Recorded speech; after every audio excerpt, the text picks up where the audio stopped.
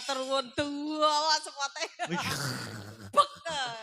sing adem. Tombo adem. Tombo adem alhamdulillah. Mau sempet hujan sementara. Wah, langsung Nggih.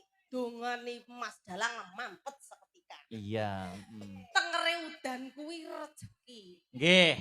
Rejekine piyai Mojo Cetha napa Seto? Mojo Seto. Mojo Seto. Nyuwun pangapunten Den Mas Bagus. Nggih. Kula wau dugine telat jadi dereng saged sowan ten Bapak Lurah ngapunten Bapak Lurah. Nggih. Wau badhe sowan mriko Jawa nggih Leres to. nggih. Nggih, dalane legok niku nggih kula niku nggih sakek cilike ram wedi ku lek tiba kepleset mabok. Akhire ngapunten ngaturaken sungkem Bapak Lurah. Saking mriki Bapak Carik saha kanca-kanca prakas sedaya mawon. Assalamualaikum warahmatullahi wabarakatuh. Waalaikumsalam warahmatullahi wabarakatuh. Kok tasih anyep Bapak Ibu? Napa sami asrep? Sepindah malih nggih. Assalamualaikum warahmatullahi wabarakatuh. Waalaikumsalam warahmatullahi wabarakatuh. Alhamdulillah wa syukurillah matur sembah nuwun. Kula pujekne sing rawuh dalu niki kalimpahaken rejeki ingkang kuatah. Amin. Barokah. Amin. Gitu. Diparingi kesehatan sedaya mawon. Amin. Alhamdulillah. Sing dereng panen muga-muga ndang panen. Amin. Sing dodol bakul-bakul muga-muga ndang laris bakulane. Amin. Terutama iki bakul wedhus, bakul sapi aku wis ndruwedeg.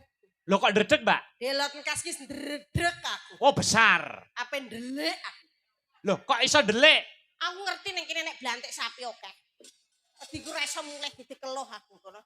Lah iki tanggal 6 lek ya dina kurban to, Le. Kurban, belehan. Beleh sapi, beleh wedhus. Iya jenengku Brahman lek kleru dibeleh. Lah iya. Tapi ya alhamdulillah. Jadi asma kinarya Jopo. Nggih, lah niki sing belum tahu diungkap di panggung saya Mbak Lucy. Ngaten nggih. Nggih, Brahman itu dari sejak kapan? Nah. Brahman niku kula nembe memasuki dunia pesindenan nggih. Oh. Kula niku di dunia seni kan mulai awal tasik kecil. Nggih, nggih. Mulai seni tari, nyanyi-nyanyi sembarang musik saged. Mulai musik band keroncong, dangdut, musik barat, musik Cina, sembarang nopo dari berbagai negara insya Allah saged. Hadroh. Hadroh malah penyanyi Nasidariah aku. Tenang asli. Lah justru itu kula ningali bule. Bule nyinden kok raos kula niku keronto-ronto kebangetan mentolus. Kowe iki wong asli Jawa, wong Ponorogo, kok malah gayamu nyanyi kebule-bulean. Justru itu loh, bule lo nyanyekne wong Jawa, kamu itu harus bangga. Pah niku kaya dikampleng setan sewu. Nggih, ternyuh. Telong sopol. Akhirnya aku harus bisa seni Jawa. Walaupun itu kan dulu kalau nggak sekolah seni kan sulit nyanyi sinden ngeten niku. Tapi karena ada kemauan dan tekad insya Allah sakit. Tapi saya merasa belajar seni Jawa niku sangat sulitnya luar biasa. Nggih. Asal usul Lucy Brahman. Niku sing maringi nggih Bapak Dalang saking Ponorogo mriko. Merga piyayine dawa dhewe gedhi dhewe lek lungguh cedak buta. Nduk kowe besok lek dadi sinden tak jenenge Lucy Brahman. Ben supaya gede jenengmu, gede rezekimu. Lah terus disahkan meleh kalih Bapak Anom Surata. Brahmana hati-hati lho nduk gawe jeneng. Brahmana tak tegesi Brahmana ya aja Brahman. Brahmana tegesi kasta tertinggi. Mugi-mugi dadiya dhuwur. Dadiya pinunjul lan kathah berkah rezekimu ngono. Nah dadose malih Lucy Brahman. Gara-gara jeneng Lucy Brahman niku ora iso cilik. Arep diet model piye mawon nggih tetep semanten nggih. Lah iso sing anu wis kudu dibeleh wong aku. Amin kapusan. Tapi kula sampun mengadakan penelitian no, Bu Lucy. Ya napa? Ngaten. Kok ngaten udu ngaten. Seniman kok ana embel-embele jenenge kewan. Nuwun sewu. Niku mesti dadi kondang akeh-akeh lho. Niku leres percaya. Lucy Brahman. Lho Lucy Terus Brahman. Banyuwangi Deni niku percil. Niku nggih jeneng kewan. Iya omongi. Aku sok arepe tak tambahi jeneng kewan. Jenengan ya butuh aja Mas Akbar tok. Akbar garangan ngono piye. Nek ora tambah diujat wong sak alam donya. Oh ya. Lah ora ditambahi kowe wis panggah salah uripmu. Ning kudu diterima. Lho gen no. Rambutnya anyar, Ren. Wah, dadane bulu sini mburi kalau dadi ketemu. Nggih, Ya sehat ya Mas Bagus. Amin amin. Wis tambah nguncur asmane nih Pak Lurah asmane sinten? Pak Jarwo. Wah, iya. Priyayine cuek banget. Nggih to. Nggih, mboten kagungan omong nek ora didumuk mboten ngendika. Oh, alah lha kuwi to ya bintang tamune Lucy Brahman lak gendak aku nusul. Aku susah. Ning ngene iki ning ndi iki seneng iki. Tak pengen nusul sakjane iki. Dalang piye? Wis ndang lungguh kono. Apa arepnya apa? Oh nyaleh. Ya ta. Pokoke Lucy iki sapa Mbah sapa jenenge? Mbah sapa? Mbah sinten jenengan? Mbah sinten asmane? Parman. Lah iya ta. Parman. Nggih, ora nang Tulungagung nang Jombang masalah Mbah Man. Mugi sehat panjang yuswanipun. Nggih to. Jenengan kok sik rusak kaya ngene iki duwe krentek. Nyawer sinden iki mangsangune akeh. Wah, akeh lah wis to. Yuswane pinten nyuwun sewu yuswane pinten? 70. Lah ini 70 tenane iki KTP nggih. Kelahiran 52. Oh, 52 yang penting. Garwane tesih, Mbah. Garwane tesih mboten. Aku ora duwe bojo. Lah iya to ya kowe abar iki ya mudeng kudune iki ya trah rene karep golek penyakit cok pagenure mati kadas ben mari. Mbah Kakung. Lah nggih abar mbok jere. Abar iki mbuh dicaosi rezeki Mbah Kakung, Nduk. Masyaallah mugi-mugi sehat. Gubuk asmara nggih. Oh, siap. Muga legah riyen, Heeh. Dinteni bulu si Brahman. Sabar-sabarno, Cah. Iki sing ning YouTube mirsani. Hati-hati penabuh kukuyuan. Mbah, kok nek kademen lho Mbah, asrep, hawane asrep. Ya wis ngene iki kudu matur nuwun ditenggani pini sepuh le ngene iki jenenge pangestu. Kewahyon nggih. Kewahyon ora kabeh dalang iso ditunggoni piyai sepuh ngene iki. Betul. Ngene iki nang Tulungagung, nang Ponorogo, nang Malang akeh. Pokoke jangger bintang tamune Lucy Brahman, Mbah Di, Mbah No, Mbah Rep, Mbah Sun kabeh kuwi padha munggah karo jemune. Ya wis kudu ditampa. Wis ngono kuwi trapek-pek aku kira-kira ki wis ora ngerti. Kula iki gregene. Sik remen nggih Mbak Kakung sekedap. Kula tak menyapa Bapak Lurah dulu, Pak. Pak Jarwo. Pak Jarwo, piyayine diem. Nggih, diem pendiam. Kok tasih lenggah napa mboten nggih Mbak Lucy nggih? Nggih, kula sapa pokoke matur sembah nuwun nggih Pak Jarwo, mugi-mugi tansah sehat bagas waras, sukses dalam menjalankan tugas desane tambah maju ayem tentrem. Dipun tebehaken saking sedaya sengkala ingkang dumugi nggih. Pada saat tahun sekarang ini bahwasanya kelurahan ataupun desa yang bisa melaksanakan Ringgit Purwo wis luar biasa. Nggih, leres. Karena mengingat anggaran dana daerah ku wis ngerti dhewe lek ada pemangkasan segitu. Lah sakniki niku masyarakat mriki tak ancungi biji 100 mergo kompak saged nguri-nguri kabudayan. Nanggap wayang. Rutin setiap tahun. Terus dalange gak elek kabeh. Nggih, dalang Mas Cahyo Kuntadi, Mas Wijo Kangko, Mas Denakbar iki dalang lagi viral sak ngalam donya. Spiral. Spiral barang ene. Saiki krana gendak aku ki ya wis teka.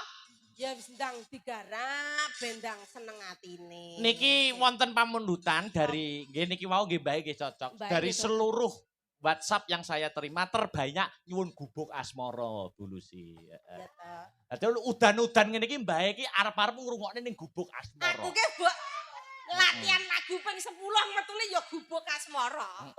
Mergo ya iya senenge iki Bapak Heru. Nggih. So aku yo gawe lagu jenenge Gubuk Pagoplen. Apa Pagoplen. Lagune wong ngirit padha seneng. Tapi yo luar biasa matur sembah nuwun iki. Mas Didol aku dek ben nyon pangapura Mas Didol. Lagumu tak gair gedapian ra karo-karuan. Alah jarane gak apa-apa Mbak Yu aku seneng.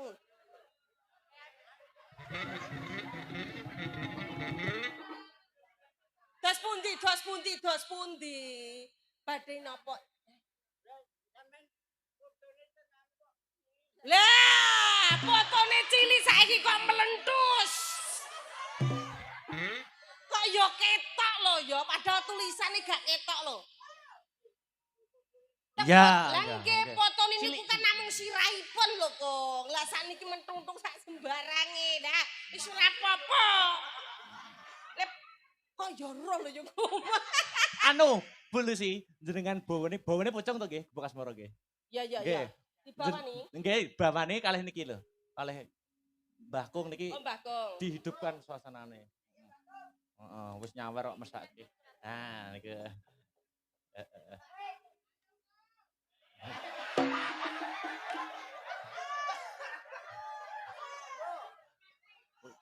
Aku ndur medhek lho ngene iki Mas aku yo an.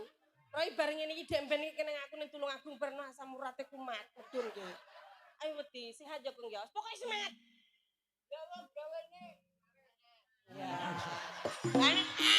Kowe nek foto kok cuwilik, lah nek foto sirahe tok. Sesuk nek gaya fotoku gen gawedhi bar. Heeh. Kaya ya saya tak bawa nen kok. Bawa riyen Kung. Legarian Kung. Ya, Sapa urung kok ditarik apan. Sik bawa sik Kung. Heeh. Wis lenggah sik. Duwe bojo ngene iki malah penak lho, tepasi tok turu.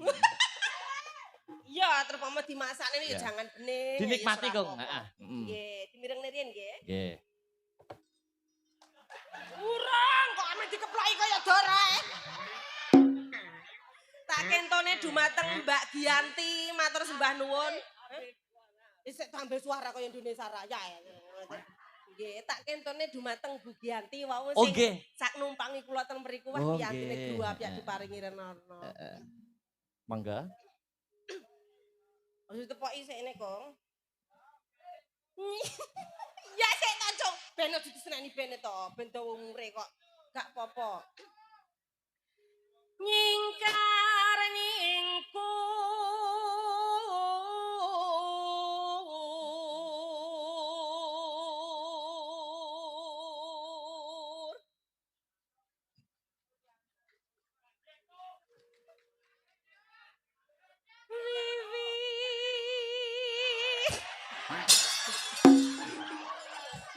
Walah, Gamelane rong muni wis ngene lho. besok tuwae akbar kiraku yo ngene iki. Pun cucu. Oh nggih, cucu. Pun lajengaken, Mbah. Wiwitane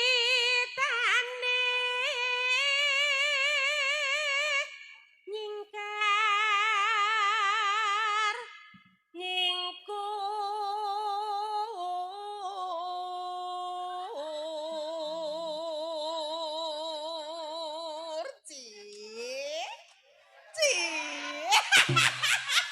Mok anu kembali ke masa muda kayak modele. Nduk, kaya tersipu malu lo yo. Iso salting lho. Lingsem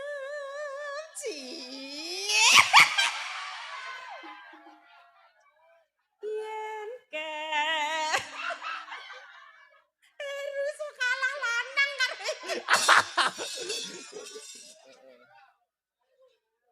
Ya, nggih.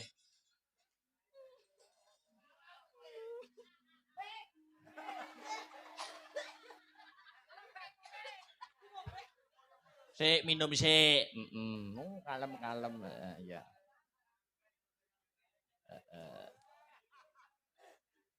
Lingsem. Niki mboten apa-apa ta, ambekane kan penuh ngoten. Oh mboten. Tak kira ndredeg nggih. Biasa mengke lek joget sing biasa pun cah mumbul-mumbul, pokoke gamblong beksan nggih, beksan nggih. Baik. Baik. Thank you. Lingsem yen ke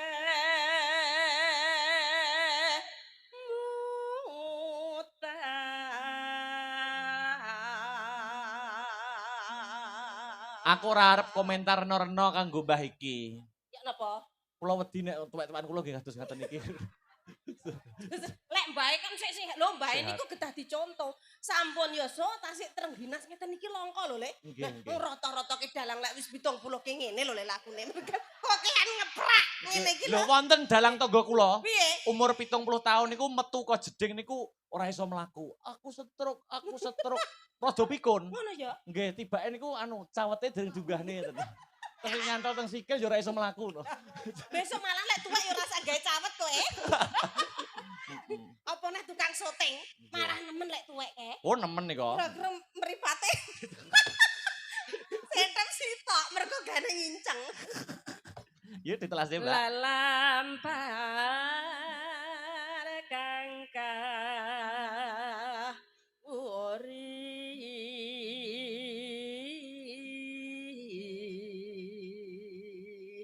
Iki pun meh jumeneng.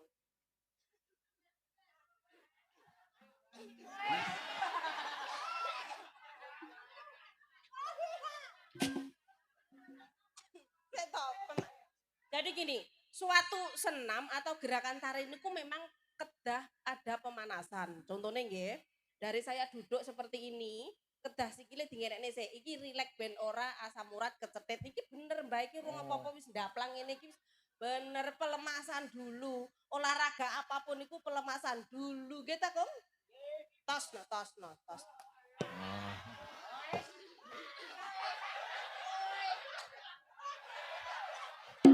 Mbak Lucy modelnya kayak ditanggapke gitu. Ngene majane rasa ngundang pelawak lho Pak Lurah. Darah sepiro terus lho, sepiro Mas?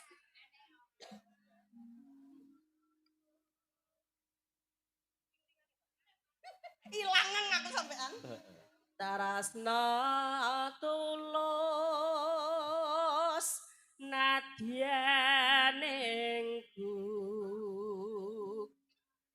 bok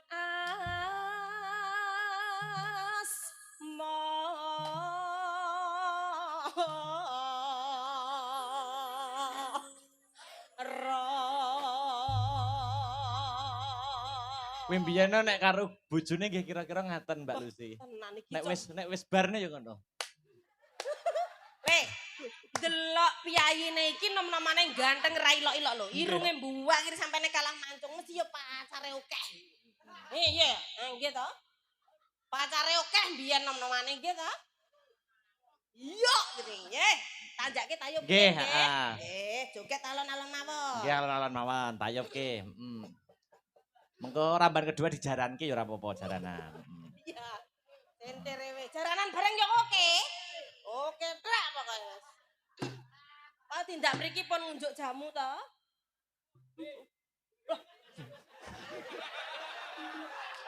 Lek ku takon kita hati-hati banget. Maksudnya bel 0% nang Indomaret niku lho. Nggih. Nggih. Terus mangga yuk tipakne yuk. Yen liwat aku kelingan gubuk kae lemas biyen tak leret ing cagak gabak tulisan warna abang tandai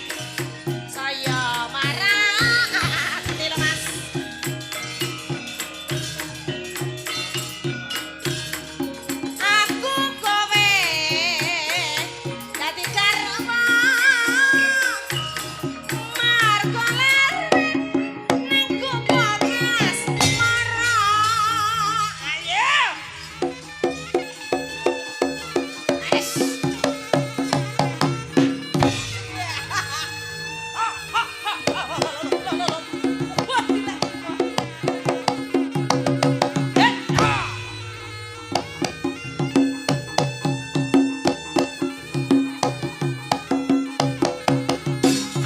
Pun, pun. Le. Pun, pun, Mbah. Heeh. Pun, matur nuwun nggih. Pun, nggih. Mandak. Oh iya, iya. Pangestune nggih. Nggih. Interne apa mboten? Alah. Interne apa ora? Pun, mboten sah. Alon-alon Mas jenengan tulungi lek mandap Mas dhuwur niku. Heeh. Masalah. Alah jan niku lek sakek semangate awas-awas. Awas nyulu. Bocah ana ketok lho Mas. Pokok lek jiwa seni. Nggih. Sampai usia pun menua wis panggah semangatnya luar biasa. Nggih, saestu. Karena jiwa seni iku pun mendarah daging lho. Anjlok teko kalenan barang. Arep atraksi. Jenengan istirahat riyen Mbak Lucy. Nggih, Nggih, istirahat riyen.